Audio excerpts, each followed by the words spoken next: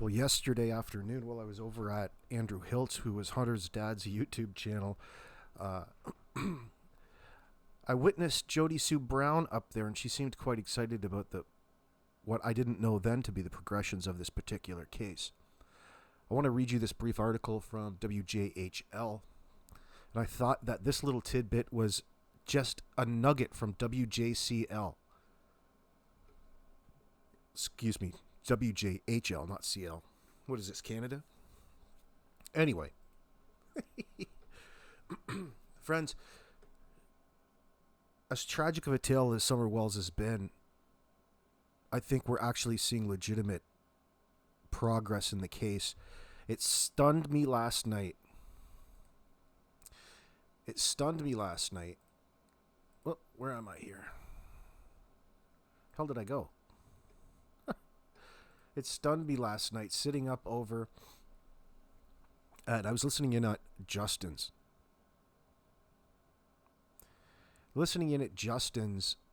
And there's a few things that came up as well over at Andrews, but I won't say it. Let me just get this out of the way.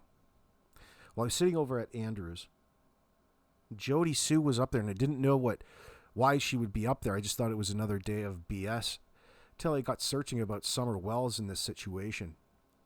Listen, when I heard Justin pull up that tag for the red pickup truck, the one that was named as a potential person of interest, whoever drove that truck. Well, would you believe that? I'm not sure if it's Fred Hill's uncle or his cousin that owns this tree service / pig farm.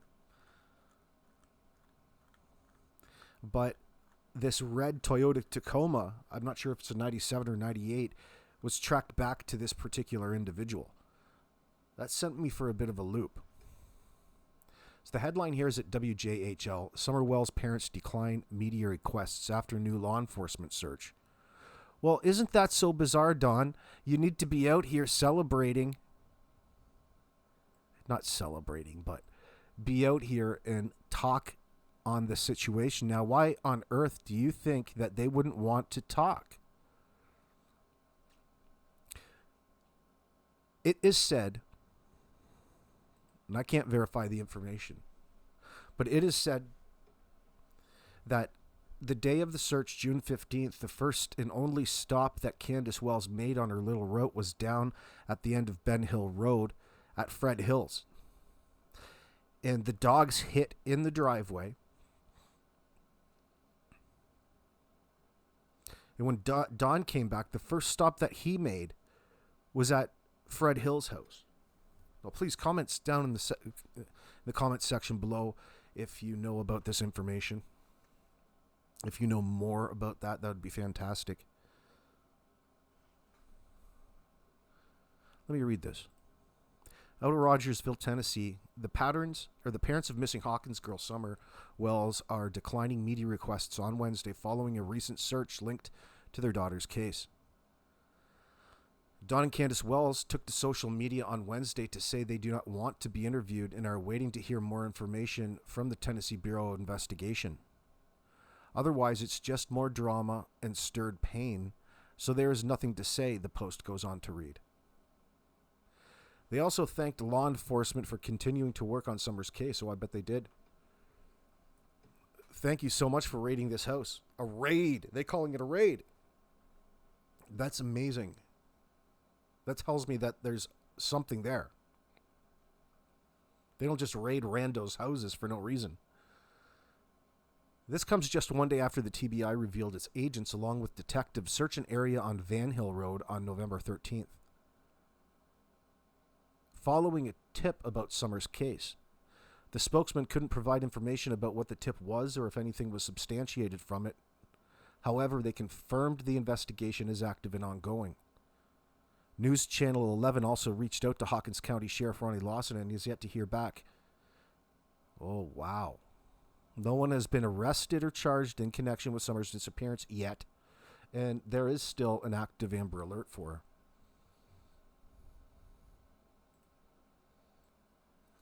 Also hit this link for Don Wells.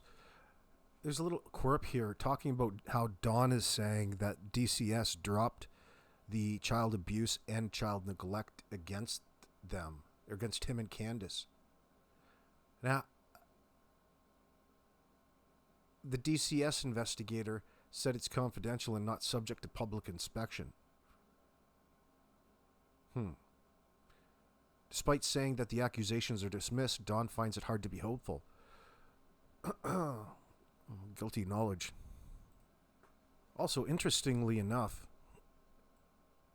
Julia Turner says the 3500 block of Van Hill Road being searched in Greenville is the exact same place Don Wells got a DUI in 2021. He was on the air with Dougie Hutton when that happened. I had thought that was just outside 110 Ben Hill Road. 8 miles south is a lot different. Is there a link that you could provide, Julia? It's interesting nonetheless if it's true. And this is interesting. I picked this up under the comment section below. Talking about, according to court paperwork from Crime Stories Obsessed, Don Wells lived at 110 Van Hill Road. Although the zip code on the paperwork is Rogersville, so it may be a typo. Not sure, but it interests me. You can see down there on the bottom, I'm not sure if you're going to be able to see it very well, but you can zoom in and try to take a look. It does say Van Hill Road.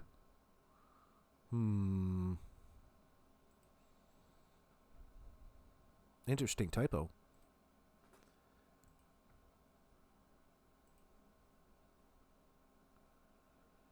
So, what else are you guys saying? Where did I see that last comment?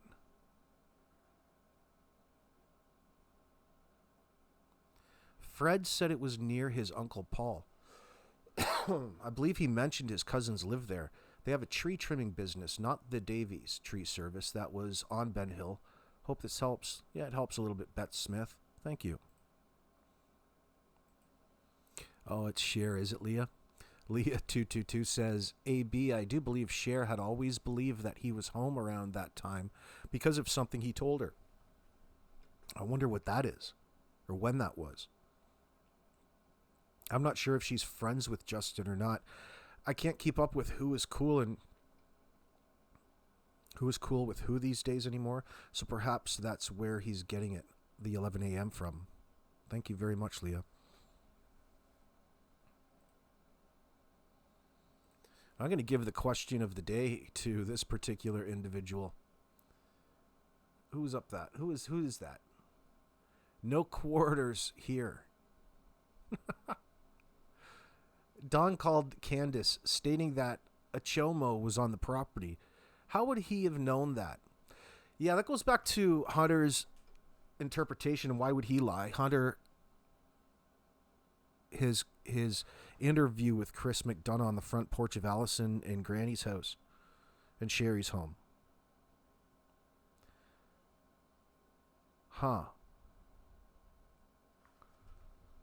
So Don called Candus, stating a chomo was on the property. How would he know this? That's a great question. On, how would he know this? Was it something they just made up in the car? It's hard to think so. That was a great insight from Hunter, talking about Don calling back. He thought it was probably on his mobile phone to Candus, talking about how there was a weirdo up there to see Candy. Was it a chomo up there? Was it a person that likes to touch kids? Or was she up there seeing Candus' hair? Was it a relative of Fred Hill? By the way, I don't think it is Fred Hill directly. At least I hope it's not. And Andy and Fred are related. Do I understand that correctly? I don't think Andy has anything to do with it either. I was asking old Jody Sue Brown if she wanted to date me long distance. Maybe we could turn it into a, maybe I could move into the trailer thing. Another bit of insight. If you can add to any of this, please comment in the section below of this video. Geez, I just clicked off it. Excuse me here. I got to do that. I do this all the time. Why? Now,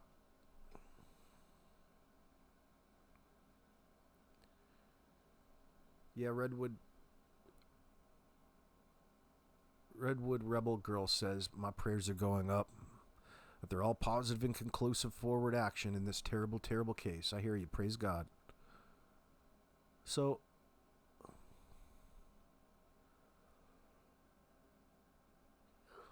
AB, I heard something in a chat yesterday about them arresting somebody named Austin Reed in that area. I also saw a post stating that the 3500 block of Van Hill Road was full of Hawkins County police cars the other night. I did also see someone talking in a chat and mentioned Paul, Fred's uncle. Hope this info helps. Also, long ago when the case was at its beginning, we asked Don in a chat what he did for lunch that day. I remember him stating, I went to the dollar store and bought a bunch of crap. I used to remember what time he said. I can't now. Old grandma brain chasing a toddler every day now. Wonder what this new lead is. Morris is saying it's 3587 Van Hill Road. Actually, correct that. It looks like it's 3537 Van Hill Road. It's Van Hill Road where you can't get any more farther. Let's see here. I guess you can. He's back in there. 3587.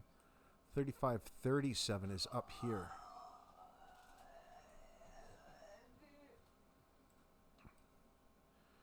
Here's this old pig barn to the back. All kinds of shit up there, isn't there?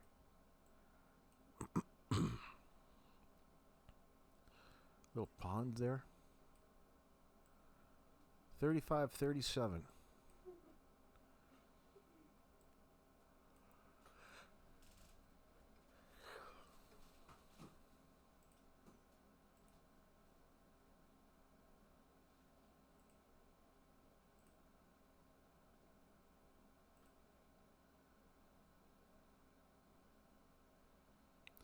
Save that up. Well, you can see that place mark. I'll put it up a little bit. Let me move it a little bit for you. You see where the untitled place mark is there? That's Van Hill Road. Now, if you go up, you can see Summer's house. It's just down Van Hill Road. So really, she had all the time in the world to go, or somebody, you know, it's on the only road out of town, southwest of it. Summer's house to the right of your screen, Van Hill Road to the left.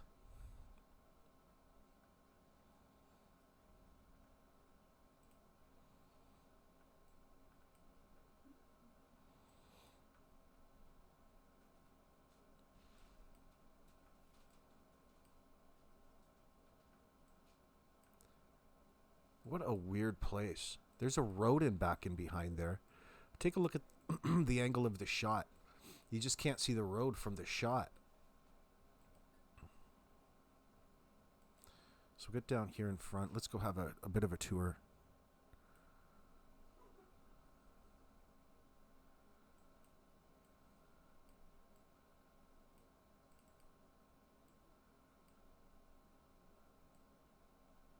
So it's this place right up in here. And I think the fear is, let's go all the way back to Ben Hill Road. The fear is this uncle has hogs. And hogs historically are known to eat anything. They eat anything with body odor on it, clothes, other pigs they cannibalize, no problem. They eat everything. They're known, and they've been used through history and still are in many parts of third world countries as garbage compactors. And they're very, very good at it. They don't care. They eat it. And unfortunately, even in Hollywood, it snuck into Hollywood. Even Silence of the Lambs #2, I believe that there was hogs involved in that movie. Willie Picton, a Canadian serial unaliver from out west, used to take women from the Lower East Side of Vancouver and bring them out to party at his pig farm and would dispose of their remains in different ways around the home, whether he fed them to the pigs or other things. I'm not sure. Let me do a quick search, actually.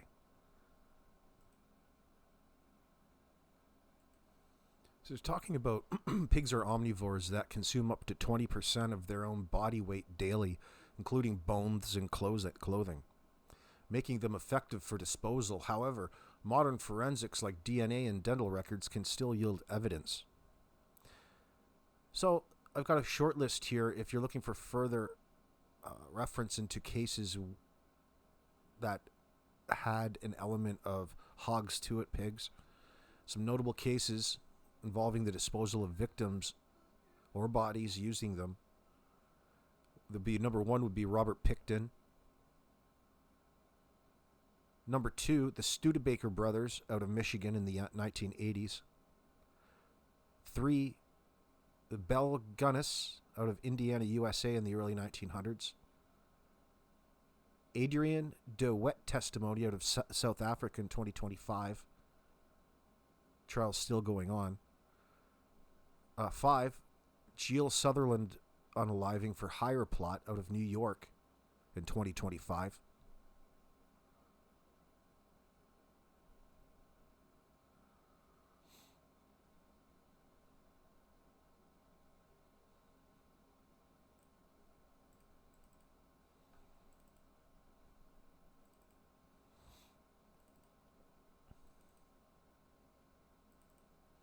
Taking a tour down Van Hill Road here.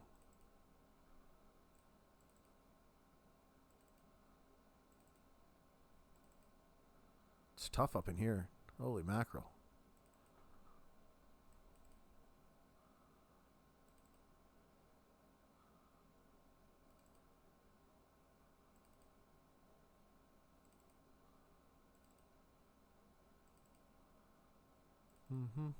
Keep driving down. Where are we? Oh, some pretty homes.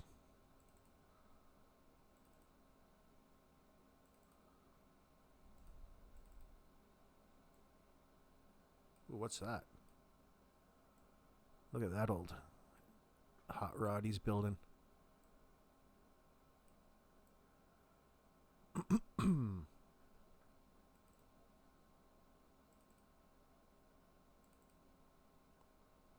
Oh, now we're into the snow in Tennessee all of a sudden. It was summer. Oh, there's summer right there. Let's get back into summer. That's weird. Let's see. Oh, so lovely. It's a lovely time of year here.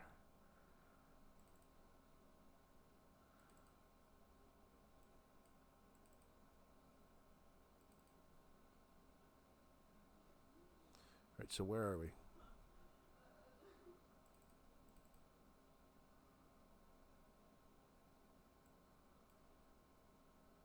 I just went through Beach Creek. Oh, I took a wrong turn. Oh, no, I didn't. We still got a while to go. Don't know if I want to click it the entire way. Summers Place is right up here, excuse me. So you would think that Tacoma used to use that road all the time coming through this area on their way to Rogersville or Kingsport.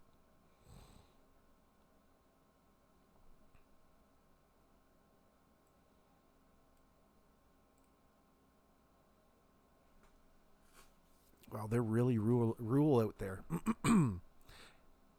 Anyway, let me know what you guys think in the comment section below. We'll keep this going. You want to do a live on the subject? We'll get live and we'll talk about it. Let's go.